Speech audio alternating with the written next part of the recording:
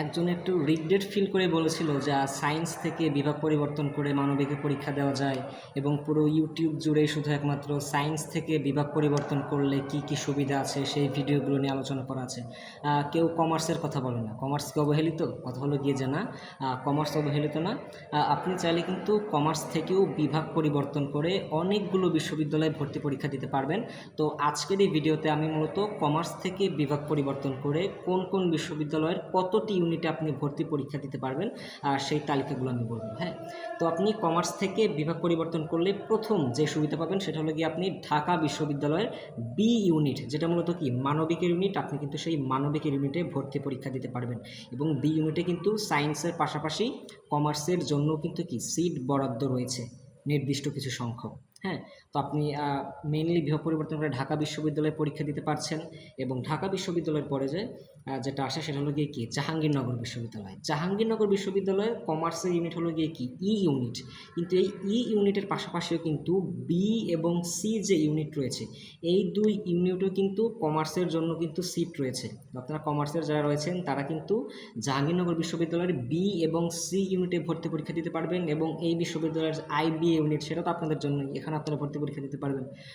জাহাঙ্গীরনগর গেল, তারপরে আসলে গিয়ে রাজশাহী বিশ্ববিদ্যালয়। রাজশাহী বিশ্ববিদ্যালয়ের মূলত কমার্স ইউনিট হলো গিয়ে কি বি ইউনিট, কিন্তু এই বি ইউনিট ব্যতীতও কিন্তু আর্টসের যে এ ইউনিট রয়েছে এই এ ইউনিটও কিন্তু কমার্সের স্টুডেন্টদের জন্য কিন্তু কি সিট বরাদ্দ রয়েছে। তো আপনি রাজশাহী বিশ্ববিদ্যালয়ের কিন্তু কি এ ইউনিটে ভর্তি পরীক্ষা দিতে পারবেন।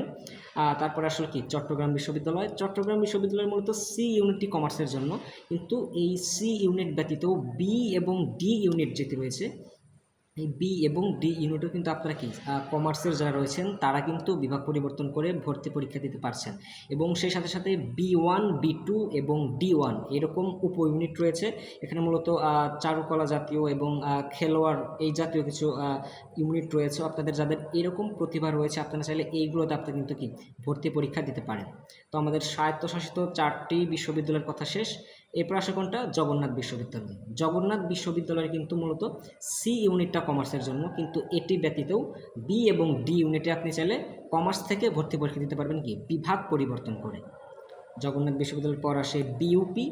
বিইউপির মূলত এফবিএস ফ্যাকাল্টিটা কমার্সের জন্য, কিন্তু এফবিএস ব্যতীতও এফএডাবলএস এবং এফট্রিপলএস যে ইউনিট রয়েছে এখানেও কিন্তু আপনারা কমার্সের যারা রয়েছেন তারা কিন্তু ভর্তি পরীক্ষা দিতে পারবেন।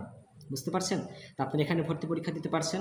তারপরে গুচ্ছ থেকে যে বিশ্ববিদ্যালয়গুলো বাইরে চলে এসেছে, হাজী দানেশ বিজ্ঞান ও প্রযুক্তি বিশ্ববিদ্যালয়। হাজী দানেশের মূলত সি ইউনিটটি কমার্সের জন্য, কিন্তু সি ইউনিট ব্যতীতও ডি ইউনিট রয়েছে যেটি মূলত আর্টসের ইউনিট।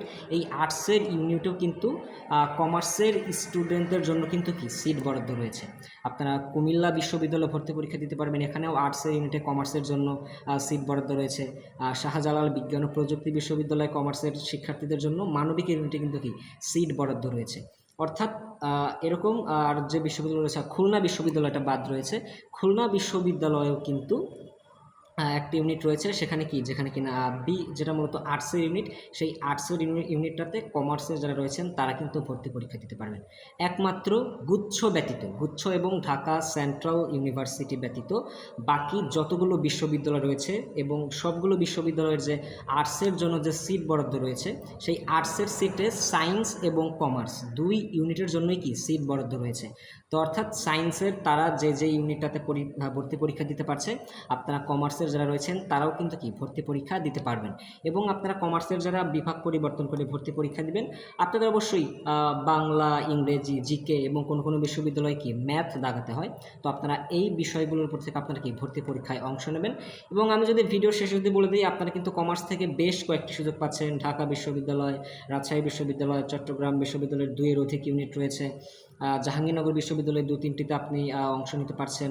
আপনি বিইউপির 2টি ইউনিটে অংশ নিতে পারবেন, জগন্নাথ, হাজী দানেশ, সাস্ট, তারপরে খুলনা, কুমিল্লা, তো যতগুলো আছে সব মিলিয়ে আমার এখন পর্যন্ত এখানে তো 10, 12, 14, অর্থাৎ আপনি প্রায় 15 থেকে 20টি পরীক্ষা আপনি কিন্তু অংশ নিতে পারবেন কমার্স থেকে বিভাগ পরিবর্তন করে। তো আশা করা যায় যে কমার্স থেকে মেইনলি যে বিশ্ববিদ্যালয়ে ভর্তি পরীক্ষা দেওয়া যায় আমার এই শর্ট টাইমে সেই আলোচনায় আপনারা সেগুলো বুঝতে পেরেছেন। আপনাদের আরও যদি কোনো প্রশ্ন থেকে থাকে কিংবা বিষয়ভিত্তিক প্রস্তুতি কীভাবে নেবেন সেরকম যদি প্রশ্ন থাকে আপনারা জানাবেন, এবং পরবর্তীতে আমি আমার চ্যানেলে সেই ভিডিওগুলো দেওয়ার চেষ্টা করব। ভালো থাকবেন। সবাই আপনারা কমার্স থেকে যারা বিভাগ পরিবর্তন করে পরীক্ষা দেবেন আপনাদের অ্যাডমিশন যাত্রা শুভ হোক। আল্লাহ হাফেজ।